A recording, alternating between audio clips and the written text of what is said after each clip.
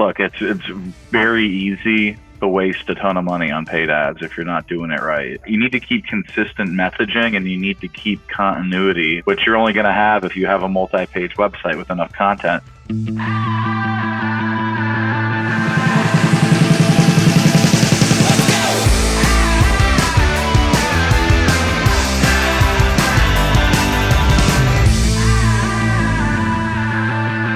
Hello and welcome to another Google Business Buzz. Thanks for joining us again. I'm here with my colleague, my friend Christopher Blake.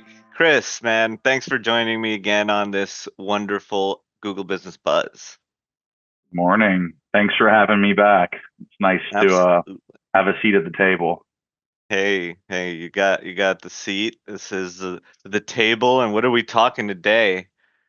Yeah. So, our company, we're going to be focusing this lovely month of November on multi-page websites, which are it's like your digital billboard, arguably the most important property that any business can have online. So it's something where, we want to focus. You want to have our entire company rowing in the same direction, from our sales team to our client services department to our product team, focusing on multi-page websites. Look, you need it for everything. You want good SEO? You probably need to look at your website. Spending a bunch of money on paid ads and they're not converting, you probably want to look at your website. You want to show up more in the AI overview, or you want to populate more when people are using ChatGPT? You probably need better content on your website. So it's something that's really important. We understand the importance of it here at OMT, and we're here to talk about it today, you lovely folks watching our podcast. Good point, man. That's a really good point. The AI overviews, the ChatGPT, it's getting so much more usage. The adoption rate is just rising, and that is the way to appear. I was going over what Google actually says with regards to popping up in AI mode and AI overviews.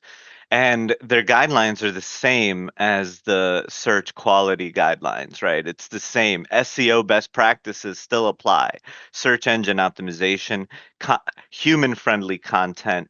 If the experience for the user is high, then it's likely they're going to stay on there and going to convert. Also, like we talked about last month with Mel, the website can also help your ads perform better, and multi-page websites are ideal for that, right? If you have a campaign that you're running, you want to have a landing page specific for that campaign, right?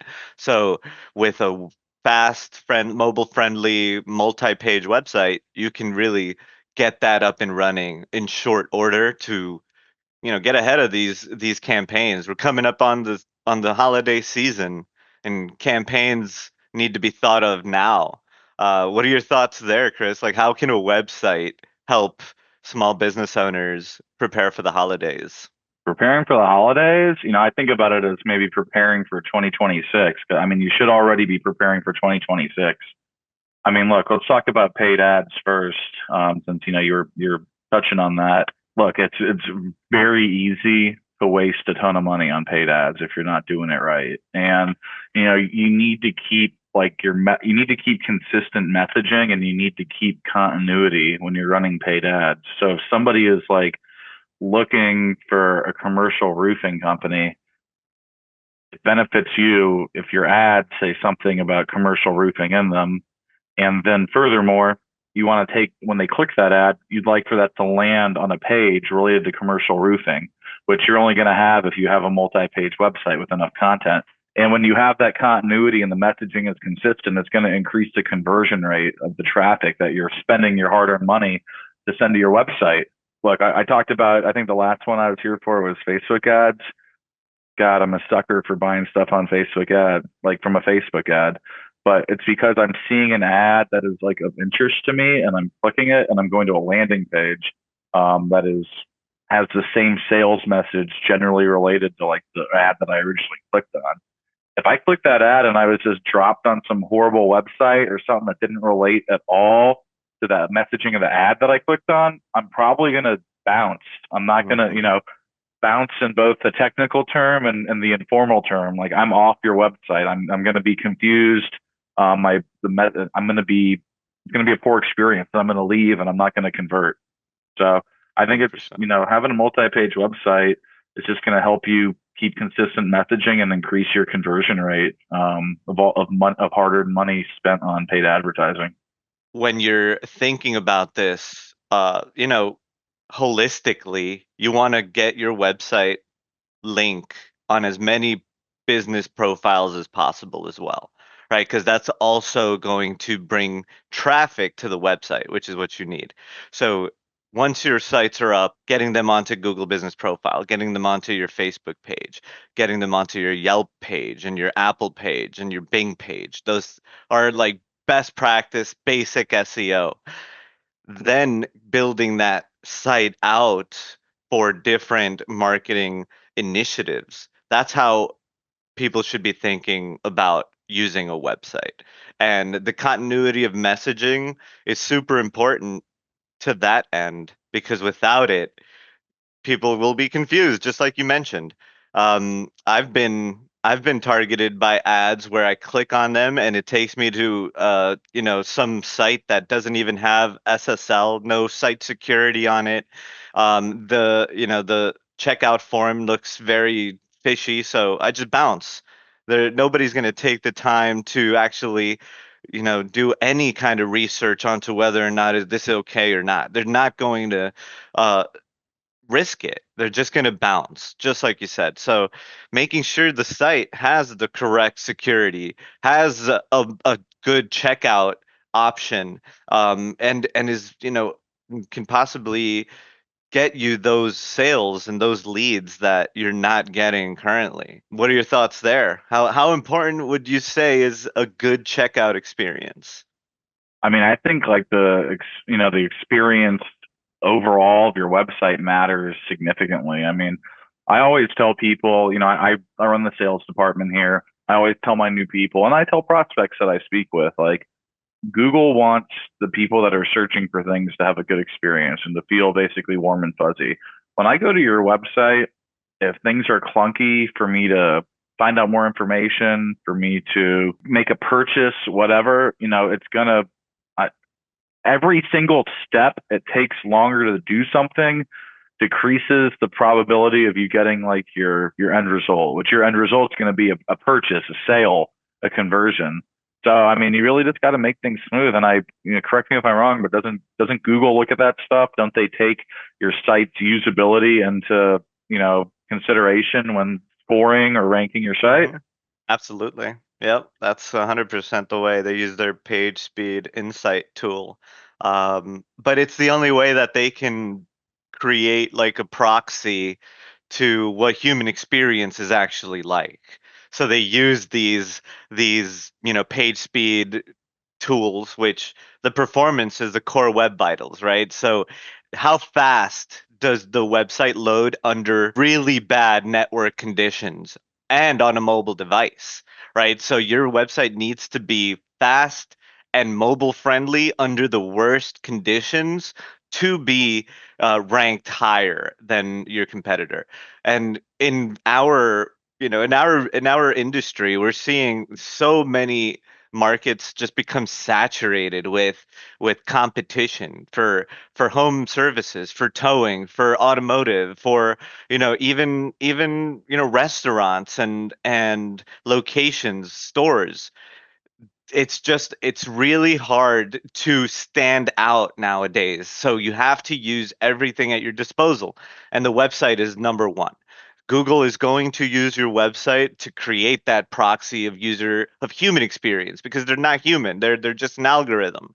And with that, they can say, hey, if they're putting effort and trying to make their users happy on the website, then yeah, they're probably doing the same thing offsite, in real life. That's what all Google wants to do is recreate the real world in a digital space. And they use the website to do that. That's profound. Hmm. Um, yeah, I mean, look, it just your website. It's got to be. It's got to have fruitful information. that actually helps people. I was, and when it comes to like, populating in the AI searches, I was reading an article yesterday or the day before about how important it is to have like maybe questions and answers and helpful content like that because of how AI indexes it. And I was doing a seminar at a trade show earlier this year, and I'm talking to blue collar guys who don't have a whole bunch of technical knowledge about this kind of stuff. And I'm doing a sample search for them. I looked for like, let's just use the example, who is the best plumbing company in San Antonio, Texas? And of course, that's a query that's going to almost always spit out an AI overview from Gemini. And when you do when Gemini populates and it gives you these list of answers, they all have a link next to the answer to show where did AI derive this answer from. And it's almost always, not 100%, but it's frequently your website. They're using your website. So when I'm looking for, who is the best commercial roofing company for me to use in the state of Michigan, that long question is probably going to spit out an AI overview, and Google is going to scan your website, and they're going to put that first. They're going to put that.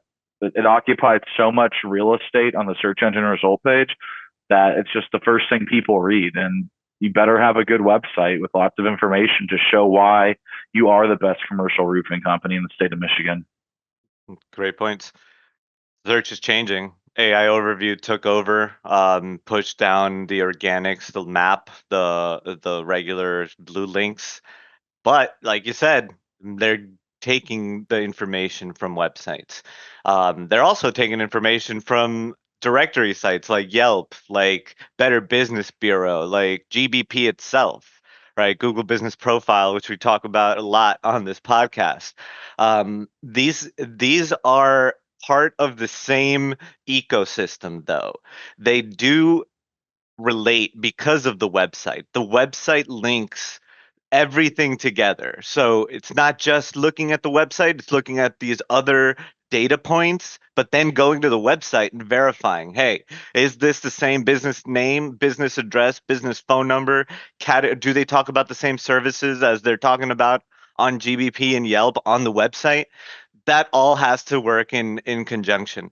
It's like when you're thinking about your credit score. If you have, Henry Martin in one place and Henry H in another place, my name isn't consistent. My score is going to go down.